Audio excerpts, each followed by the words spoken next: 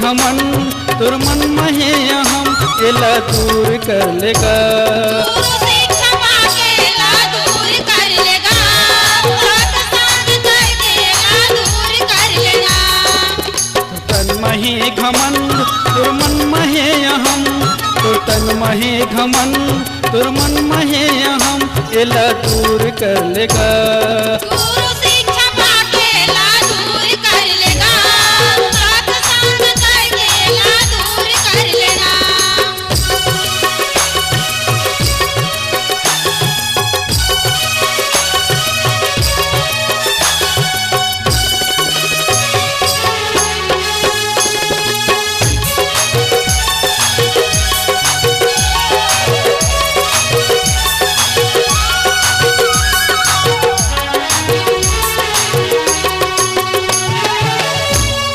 जैसने संगति करबे ओइसने फल पावे, ओइसने फल पावे भैया ओइसने फल पावे, ओइसने फल पावे भैया ओइसने फल पावे।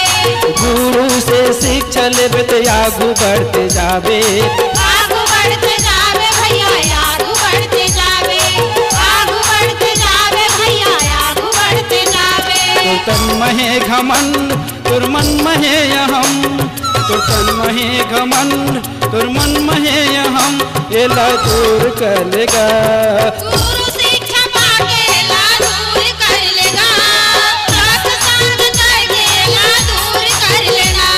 गुरु से क्षमा केला दूर कर लेगा, सत्संग करके ला दूर कर लेगा।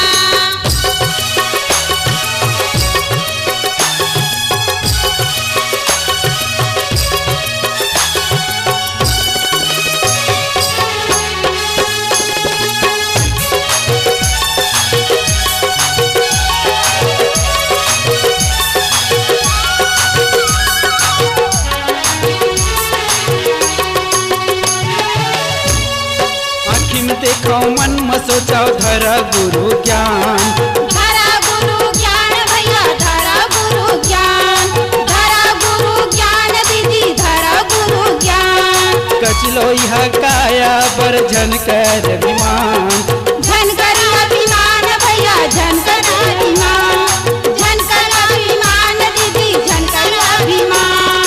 तो तन महे घमंड तुर मन महे अहम, तो तन महे घमंड तुर मन महे अहम एला दूर कर लेगा।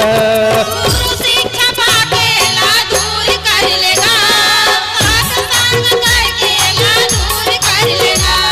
गुरु से क्षमा केला दूर कर लेगा, सत्संग करके ला दूर कर तन लेगा। महे घमंड तुर मन महे अहम, तो तन महे घमंड तुर मन महे अहम एला दूर कर लेगा।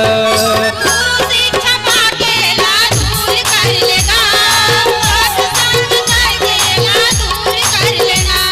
गुरु से क्षमा केला दूर कर लेगा, सत्संग करके ला दूर कर लेगा। एला दूर कर लेगा, एला दूर कर लेगा, एला दूर कर लेगा, एला दूर कर लेगा।